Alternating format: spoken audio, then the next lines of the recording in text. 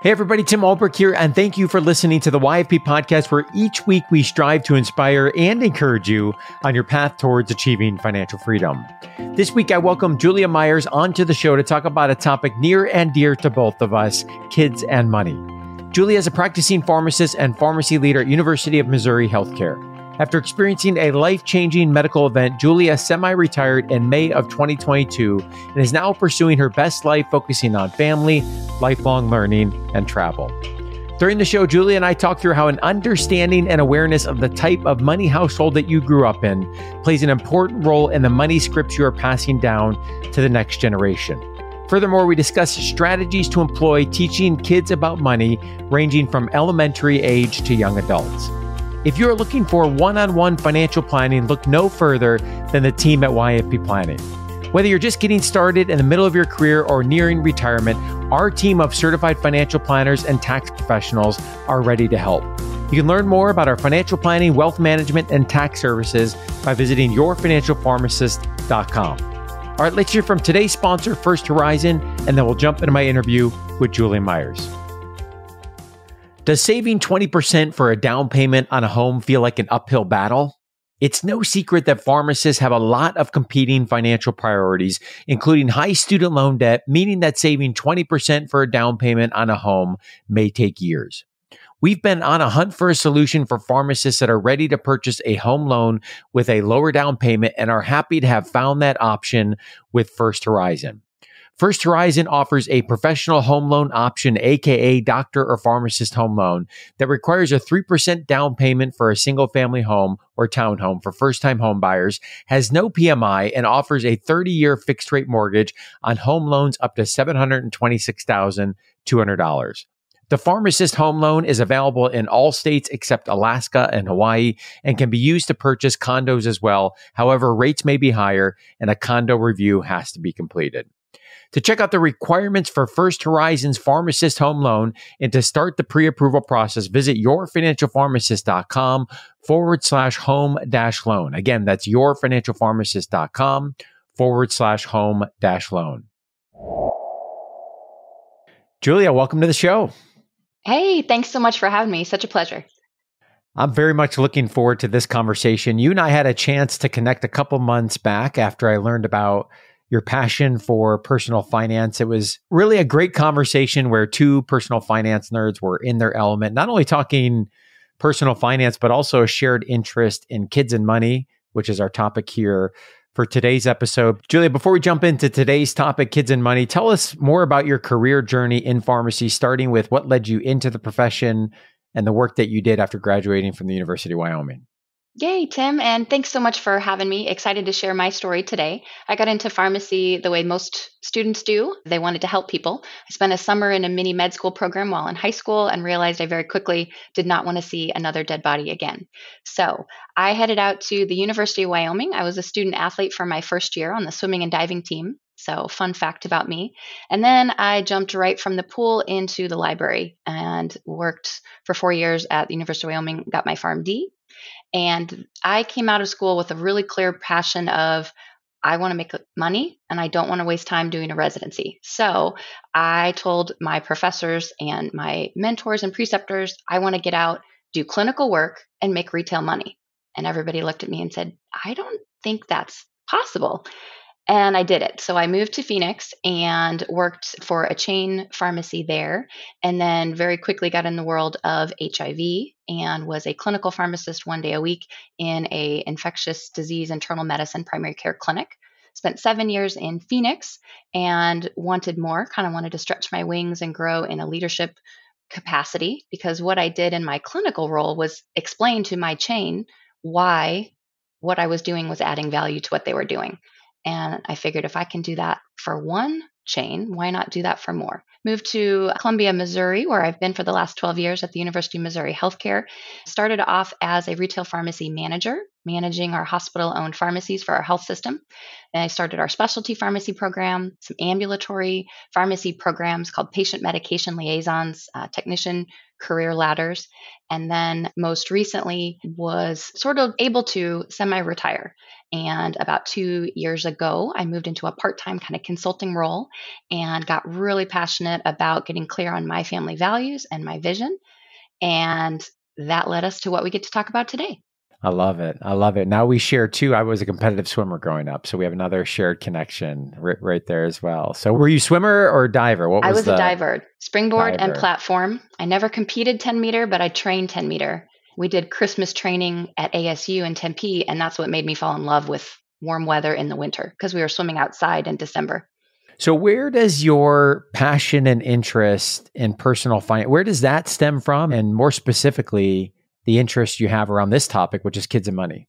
I think the passion came from working hard, translating into money. That was a value I grew up with. One of 4 siblings in my family, and we had enough, but there were always people around me that had less and always people that had more. And I was just fascinated by this concept. And as a mom myself, we're a blended family of 5 kids. We range in currently ages from first grade to a freshman in college and all the grades in between. And what I found is the things that I learned growing up had a similar look and feel to what I was teaching my kids. And then at the same time, there's a lot of gaps and a lot of opportunity, not a lot of information on when and how, and what are some of the more tactical ways that we can engage children in conversations so that they can raise themselves up and move out of the house eventually. It shouldn't be a surprise that kids, when they grow up, that they move out. And that is what I'm so passionate about. So to kind of summarize, I inspire and empower families to expand their legacy beyond generational wealth to more generational wisdom. I love that. I love that vision and the clarity around that vision. And, it's going to be fascinating to hear your experiences, first grade to freshman in college. We'll talk more towards the latter half of this episode about strategies, activities, ideas, conversations we want to have based on, age groups and where people are at in the journey. So you're living it, right? The spectrum is there. And my oldest is turning 12 here soon. So you're going to be able to share some wisdom with me as well, which I'm really looking forward to. What does the data tell us, Julia? I have a sense in my conversations that this topic is becoming more comfortable. It still feels like it's somewhat of a taboo topic, although generationally that feels like it's shifting. But conversations in the household around money, I often share with people, probably for many, it's what's unsaid, sometimes what's said, but what's unsaid that we often, carry some of those behaviors, some of the stress, the anxiety, or perhaps some of the positive behaviors as well. But what does the data tell us in terms of how often these conversations are happening in the household as we engage with our kids around money? Yes, that's probably the second most important question to ask. The first one is, have you had the talk with your kids at home? And then the other one would be, have you had the talk about money with your kids at home? So about 42% of parents feel confident that their kids are going to be able to manage their finances successfully. So less than half of parents, just in general across the board. 24%, about a quarter of parents regularly talk to their kids about money. So that's really interesting. If you ask young adults, so 18 to 29-year-old young adults, only 39% really feel confident in their ability to manage their finances. And most staggering of all is going to be 70% of wealthy parents worry their children will become entitled as a result of their inheritance.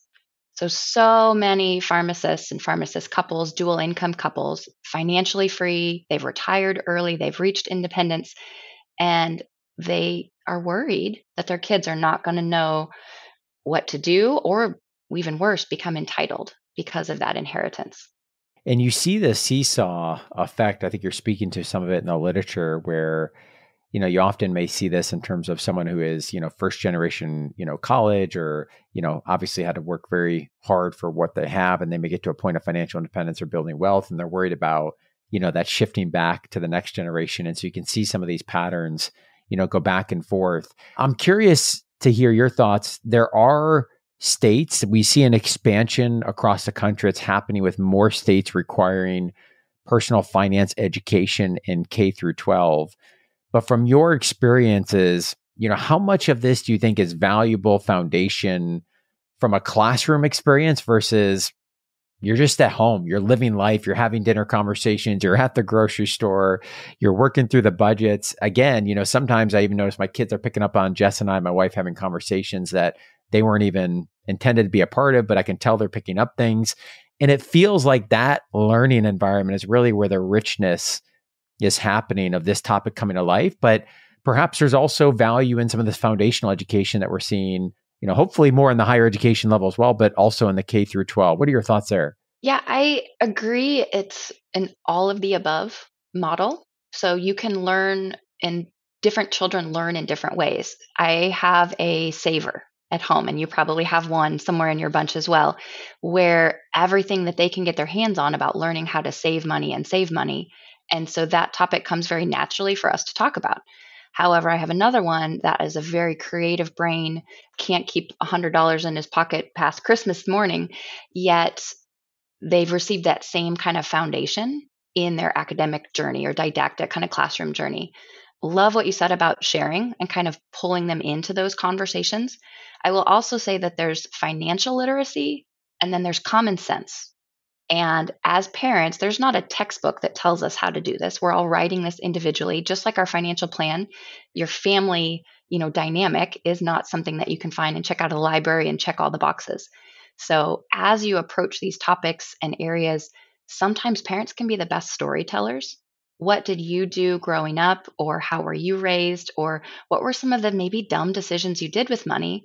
And how do you share those in a way that is more memorable and meaningful to your kids? So I think it's both. It's interesting. You talk about a saver and a spender, and perhaps you've got others that are, in between that or more balanced. I see the same in my boys. My oldest, classic, saver. My second born, much more creative. If there's a need in the moment, I'm going to spend the money. But what's interesting is I find myself projecting my tendency, my feelings around what's good or bad onto them. And I'm trying to be very careful of that. And I think that's one of the things I want to talk about here for a moment, is that as a personal finance nerd, as someone who's focused on, saving for the future, as we often say on this podcast, we really believe a good financial plan balances living a rich life today and saving for the future. Both have value. And I tend to put too much weight into the future at the expense of today. And I think that being careful of both the projection, but also attaching the positive or the negative emotion, to the behavior. So, I could very easily affirm in my oldest, you're doing a great job saving, right? Because that resonates with me. But I think there's a period where he's really going to have to learn, that it's okay to invest in experiences and make sure that we're present in how we're spending money today. And perhaps with my, second born, that where he's enjoying more of the moment in the present, that we can work on also focusing on saving for the future. So just be curious to hear your reflection on thoughts of what you've experienced, both projecting your personal finance scripts, behaviors on your kids, and how you can help balance some of that conversation.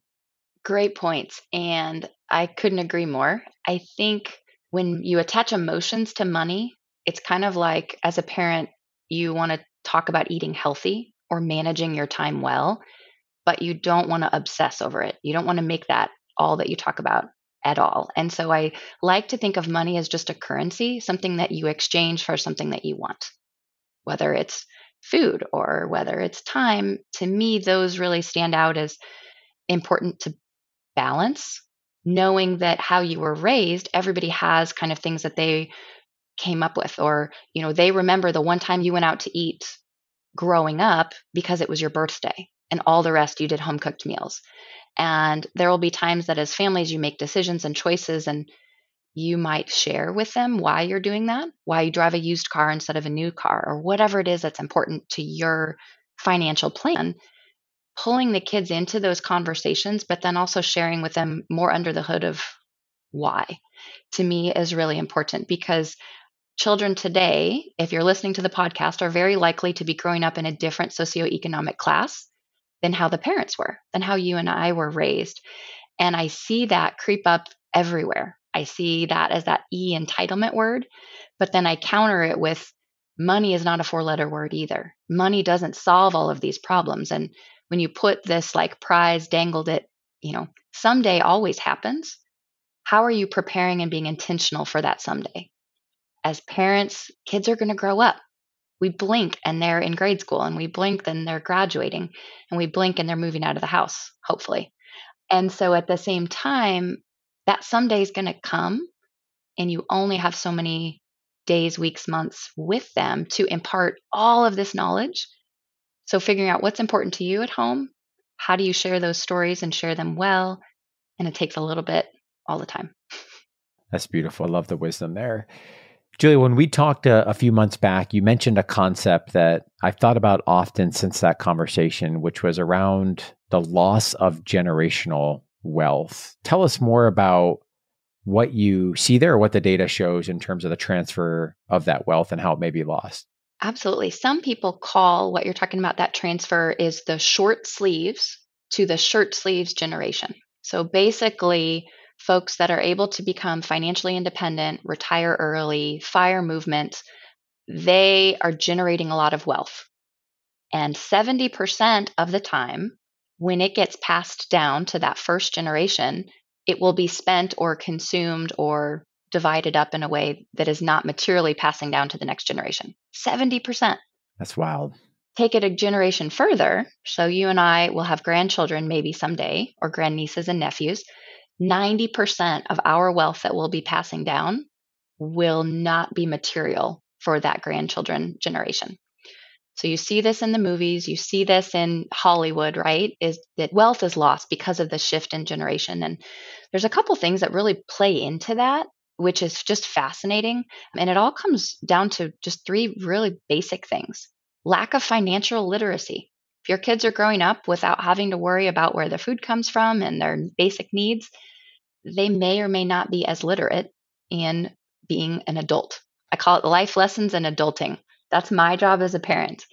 I think also another thing that plays into that is lack of clear financial goals and expectations. As a parent, what are you expecting your child to do? Do you expect them to never have to work again? So that short sleeves that you've created that they grew up in might mean that they've got to go back to work midlife or after they graduate. They don't have just a very expensive piece of paper that's their diploma. They actually have to use it. And then the third and final one, I think we as parents, but also society, the world we live in today, especially, in the US economy, would be that sense of entitlement or that sense of complacency, that inheritance is going to take care of everything. Or on the flip side, the government is going to take care of everything, or student loans will all be forgiven and it'll all be fine. So those real three things are a big part of how generational wealth is just kind of lost. And that's why I really focus on generational wisdom in addition to or expanding upon generational wealth. I love that, right? Because the generational wisdom can lead into generational wealth, but sustainable, generational wealth, which is really exciting. And I think we do have some very unique circumstances right now that, make sense that if there's not some of the lessons learned or the experiences, some of the hard knocks, right, if you will, of, getting punched in the face and kind of figuring out what you need to do differently. I always share that in my journey, paying off way too much student loan debt and making some, very significant but obvious mistakes as I now look back on, of course I could have done that differently. Those were all valuable lessons at a very early stage of my career that there was some cost to them. But if you look at that in terms of the lessons learned and how you're able to grow from that over the next 30 to 40 years, there's some gratitude to those, mistakes as well, and some of the learning that can happen in that also. Absolutely. As parents, sometimes we want to protect the kids and we want to block and tackle from life. And then when we reflect upon our own experiences, that's often where we learned the most, was when it was hard. And navigating with your kids, where are safe places to make mistakes versus where are those that will follow you for a very long time or be much more detrimental or impactful. And we'll talk about strategies here in a bit, but I think that's the mindset I often try to carry is, even as they potentially make some mistakes and learn and, maybe there's some emotion or tears that come from those mistakes, it's within a very safe sandbox that they're playing right now. And so this is the place, this is the time, to stretch their wings a little bit and let them learn from some of those mistakes along the way. Julia, I think we would both agree that it's important to do some self-reflection on our own experiences with money, the money scripts that we grew up with, the stories that we tell ourselves related to money before we even think about how we're going to execute and teaching our kids. So Tell us more, not only your own personal experiences, but in what you've read and worked with others.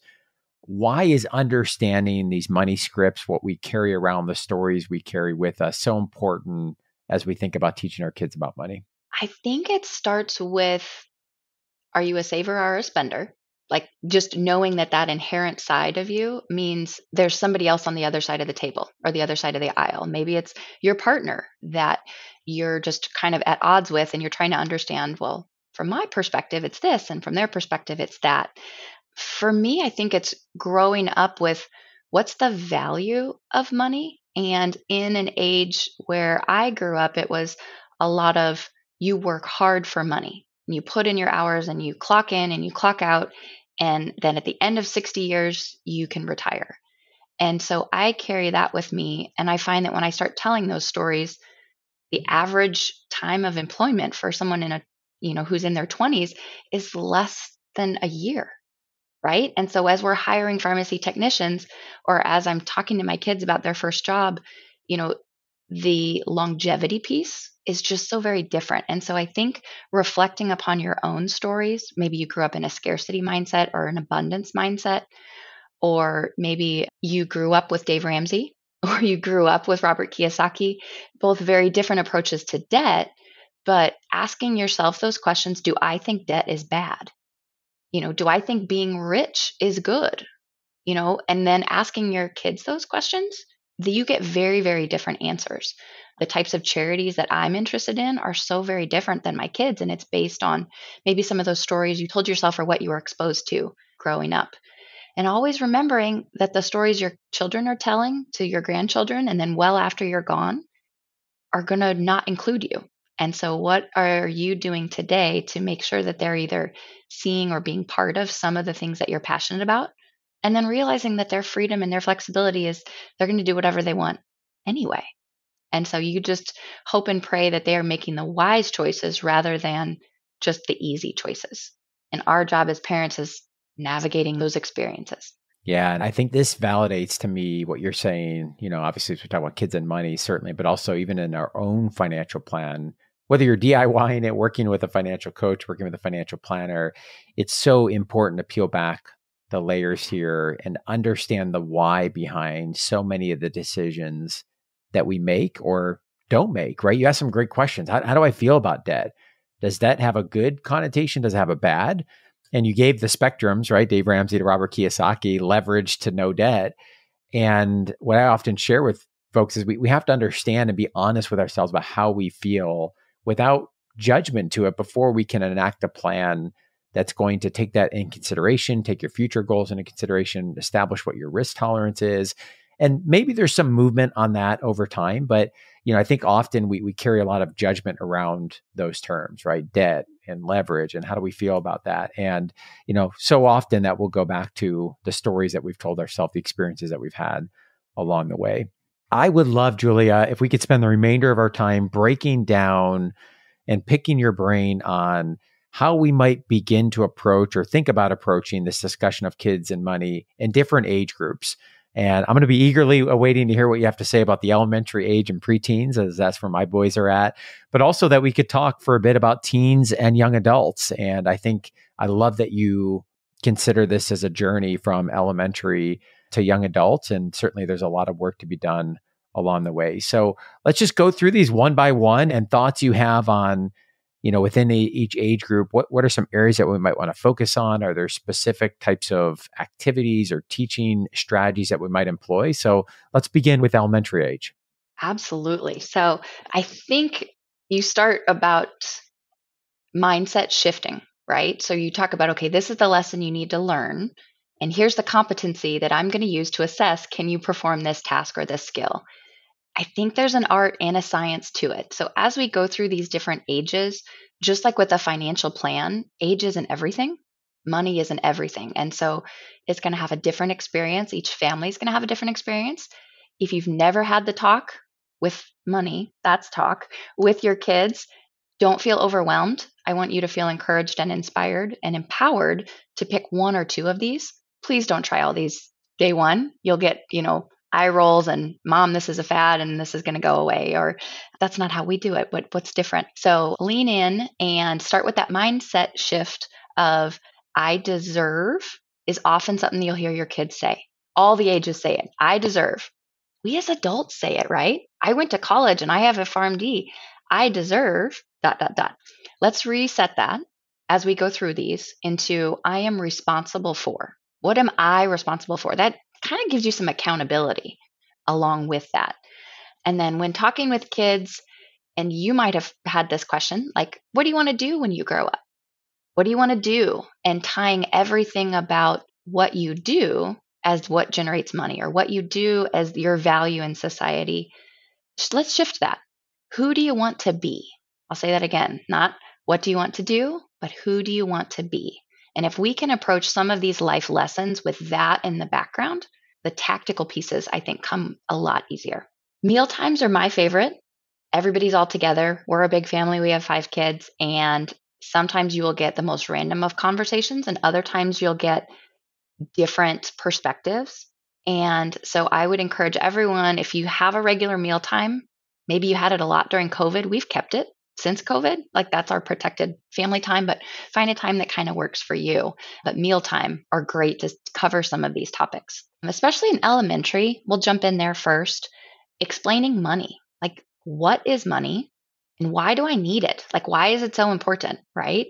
And how do you really break it down that it's just a reality of life and it's important to understand in the way that you learn all these other things about science and math and reading. Like, money is inherently in there as you study social studies. Like, lots of governments have problems with money. Lots of peoples have problems with money.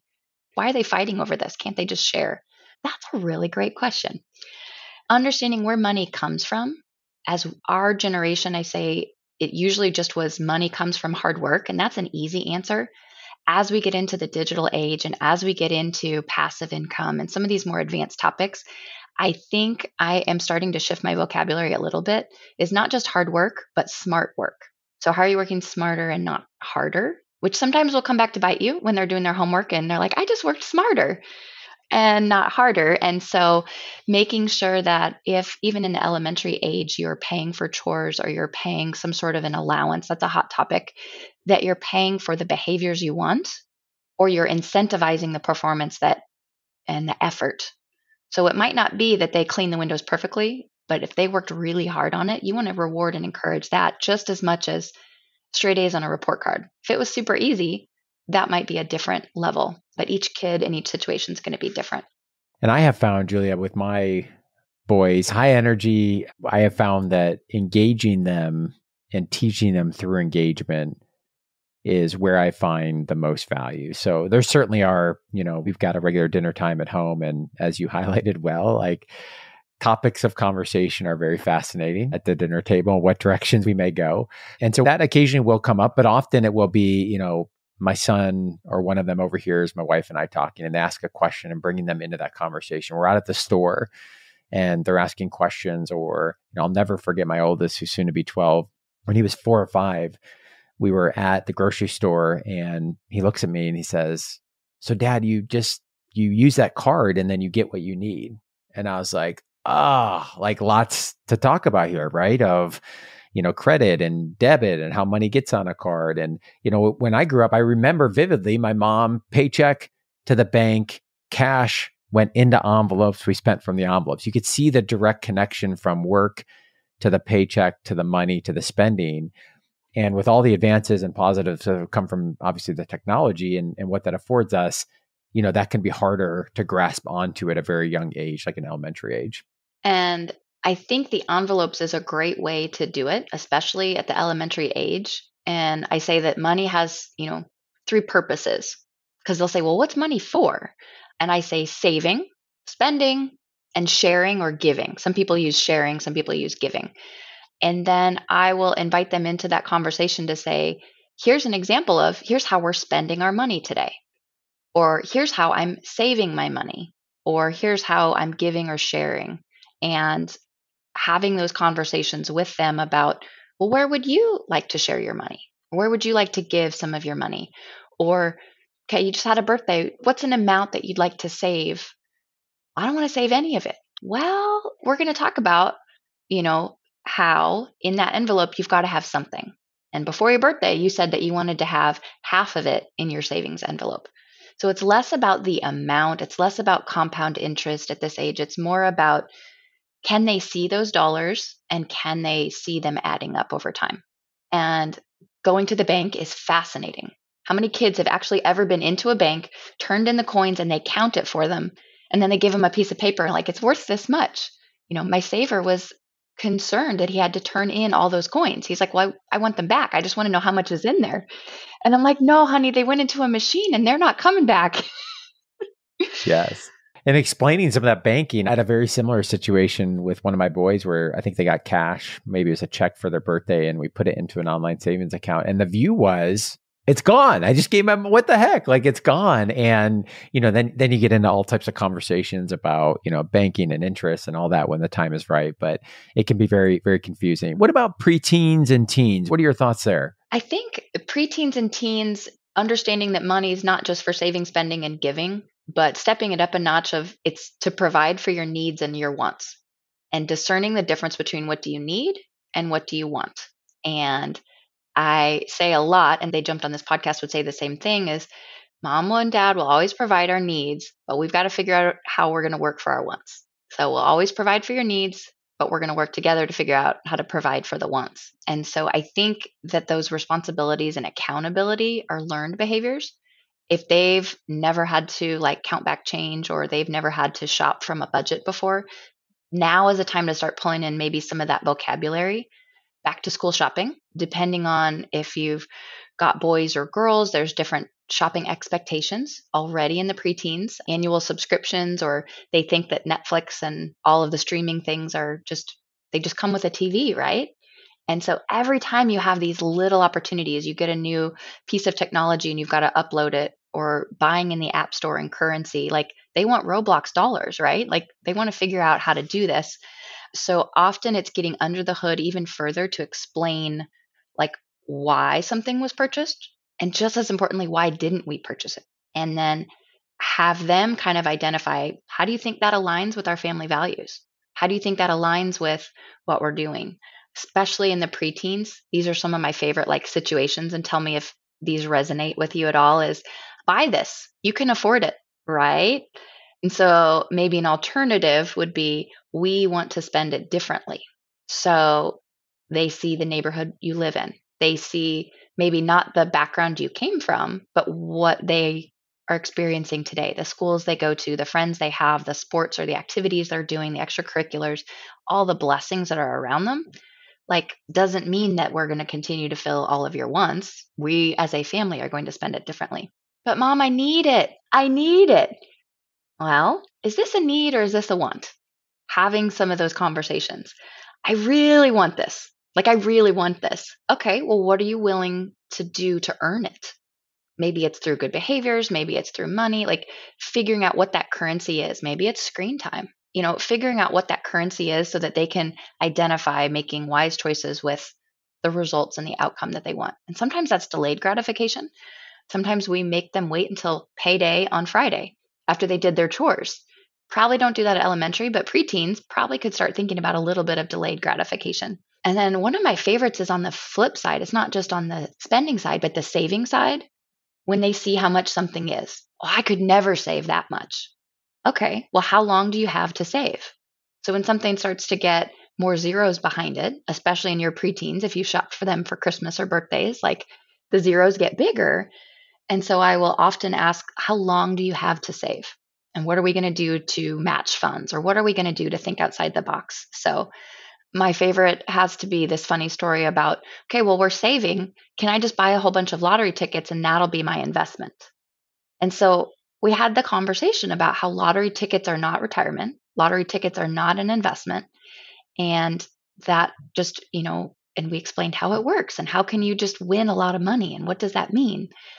And so sometimes I tie back just generational wealth without the wisdom is playing the lottery. It's leaving your legacy to a lottery rather than being intentional and passing it on.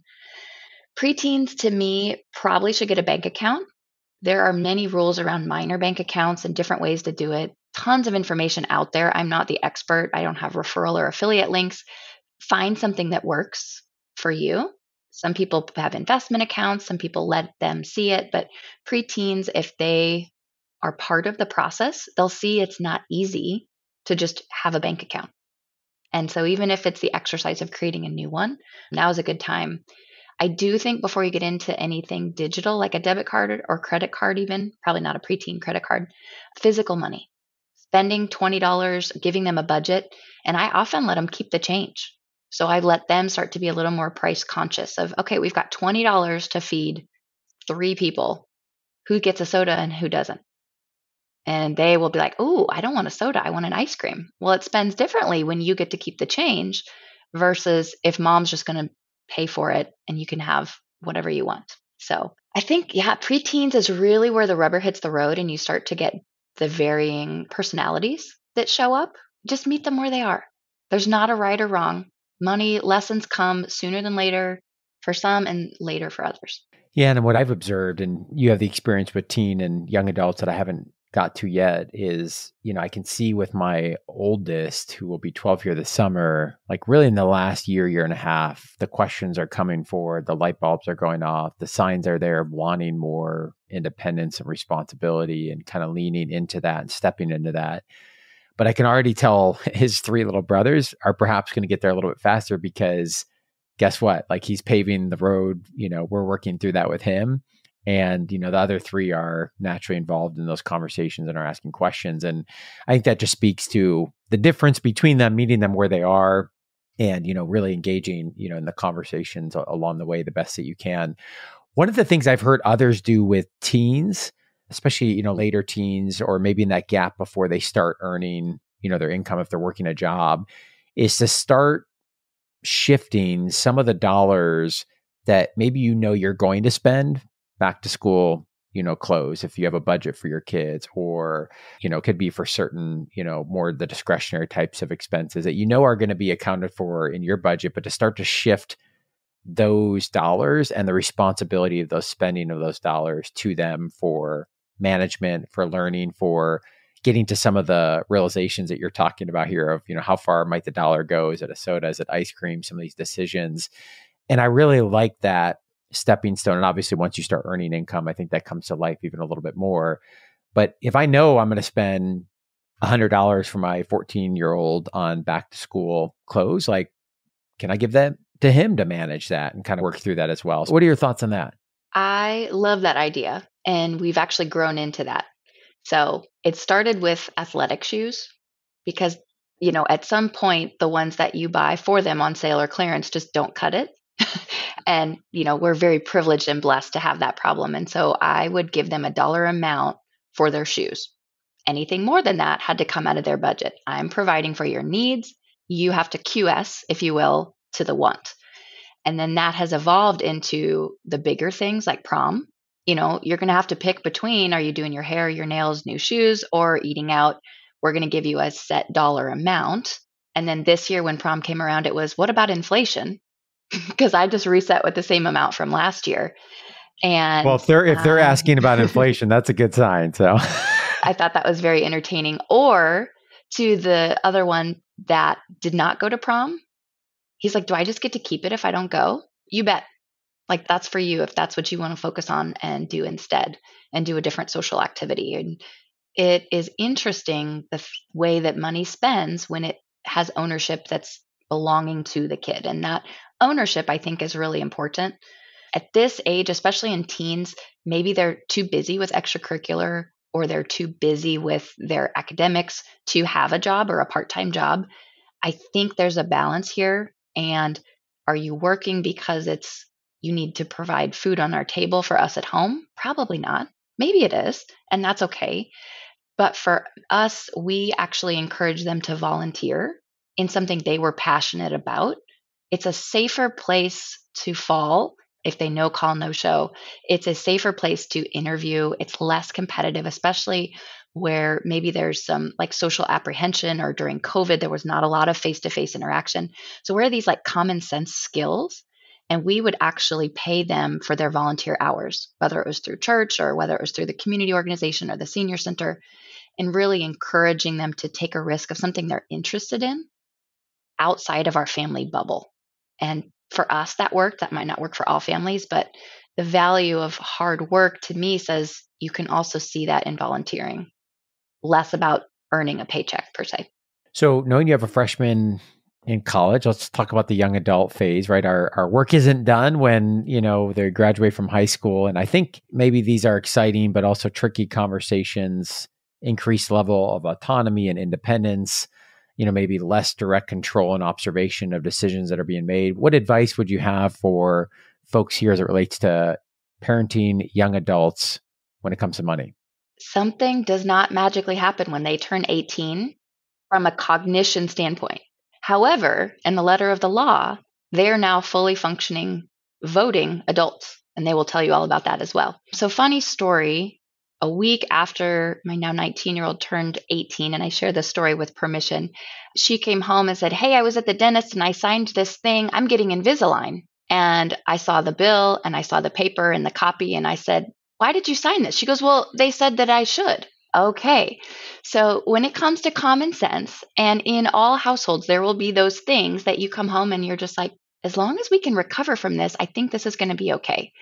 So it turned out there was a conversation, and that she was part of that customer service call that just said, "Oh, that was an estimate, not a real one. We would never, have them just sign away and not be able to pay for it."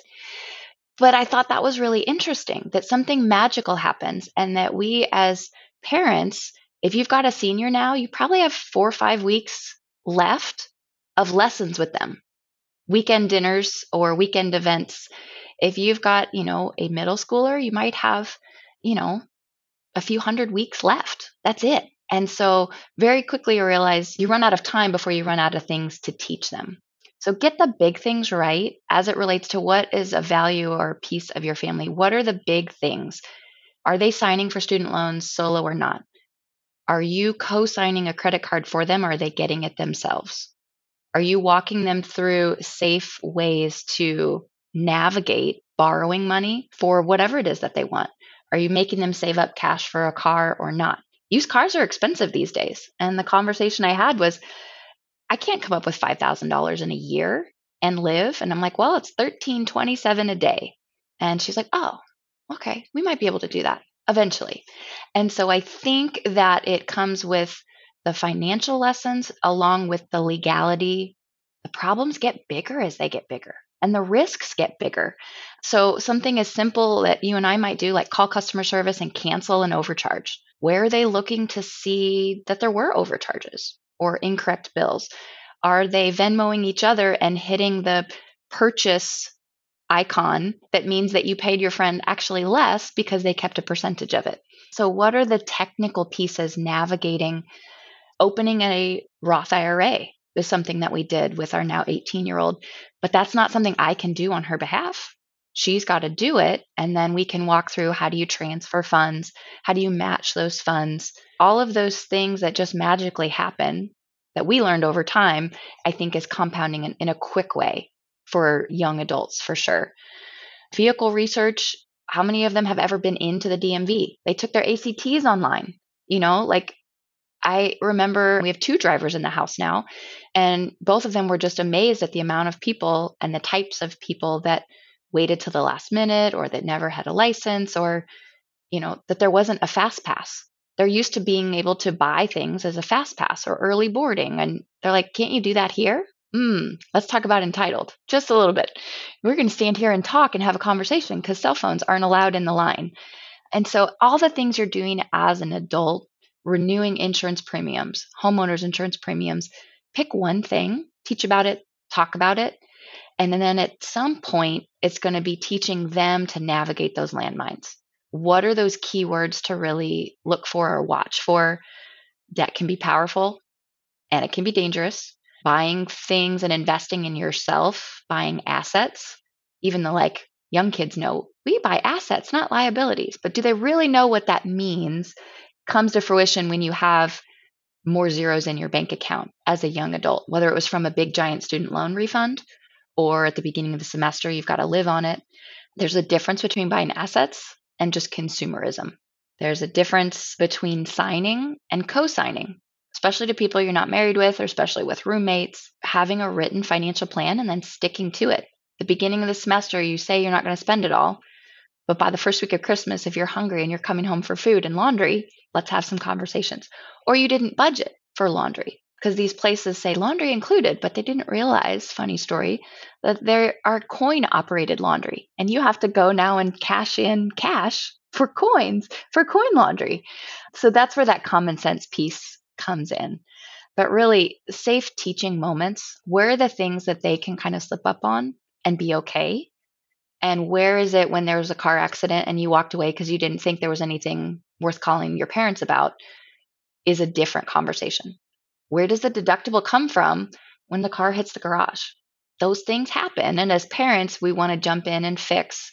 And there may be some lessons there that we want to slow down a little bit and say, we can financially fix this, but what's the lesson here that we might be avoiding if we're not encompassing them in those conversations? As kids get older, they start dating and they date seriously. And for all of the singles out there, prenup is a scary conversation. Inheritance is a scary conversation. But as it takes you into your dating life and your long-term life, I think those in the financial world say, your best and biggest investment is a healthy and happy marriage or a healthy and happy cohabitation. Whatever those are, really can have lifelong consequences, especially as it comes to large inheritances and different things like that. You also have a luxury tax on families that have a lot of wealth associated either with their name or with their family or with the reputation that they have. And you're going to be targeted for lots of things that might not be as altruistic as you would think. And being aware of those, and how do you have those healthy conversations? Insurance plans. Everybody has a will, I hope. If you're a listener, if you don't, stop what you're doing and start with that. And then you have to talk to your family about it. Our kids know that we have a black book, unfortunately it's black, that has all the things in it. And they know about it, and they know that every once in a while we're going to have to pull this out and talk about it. And not because it's something we want to pretend doesn't exist, but because that's part of being an adult too, is thinking about us getting older. So much wisdom there, Julia. That was fantastic. And I think it connects to many other topics as well. You talked about estate planning. You mentioned the co-signing, just so much to think about the insurance side of the plan. And what's really jumping off the page to me, especially as we think about the conversations with our kids at all stages, is really the ability to have an open dialogue and a conversation, which goes back to the foundation we're setting, the relationships that we have, along the way. To your point, there's going to be more topics than we probably have time to cover with our kids, especially if we're getting a later start on this.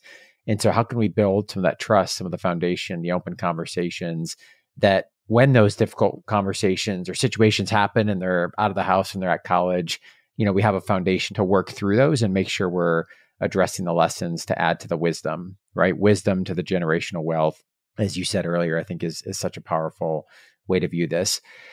Where can folks learn more about you, follow your journey, connect with you as they hear this episode? Absolutely. So you can find me on all the social medias, Julia Myers RX. And if you're interested in a free download, I've got 5 family financial conversation starters for all ages at generationalwisdom.co. That's generationalwisdom.co. Would love to connect with you, hear your journeys, share your stories. As parents, our job is big, and we find support with each other in sharing these stories and these conversations. So looking forward to keeping in touch. Awesome. We will link to those in the show notes. So Julia, thanks so much again for joining the show. Thank you so much. Enjoy your day. Before we wrap up today's show, I want to again thank this week's sponsor of the Your Financial Pharmacist podcast, First Horizon. We're glad to have found a solution for pharmacists that are unable to save 20% for a down payment on a home. A lot of pharmacists and the YFP community have taken advantage of First Horizon's Pharmacist Home Loan, which requires a 3% down payment for a single-family home or townhome for first-time home buyers and has no PMI on a 30-year fixed-rate mortgage. To learn more about the requirements for First Horizon's Pharmacist Home Loan and to get started with the pre-approval process, you can visit yourfinancialpharmacist.com/home-loan. Again, that's yourfinancialpharmacist.com/home-loan. As we conclude this week's podcast, an important reminder that the content on this show is provided to you for informational purposes only and is not intended to provide and should not be relied on for investment or any other advice.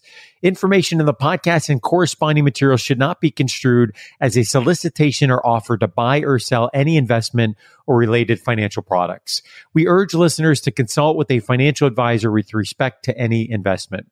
Furthermore, the information contained in our archived newsletters, blog posts, and podcasts is not updated and may not be accurate at the time you listen to it on the podcast. Opinions and analyses expressed herein are solely those of your financial pharmacist unless otherwise noted, and constitute judgments as of the dates published. Such information may contain forward-looking statements which are not intended to be guarantees of future events. Actual results could differ materially from those anticipated in the forward-looking statements. For more information, please visit yourfinancialpharmacist.com/disclaimer. Thank you again for your support of the Your Financial Pharmacist podcast. Have a great rest of your week.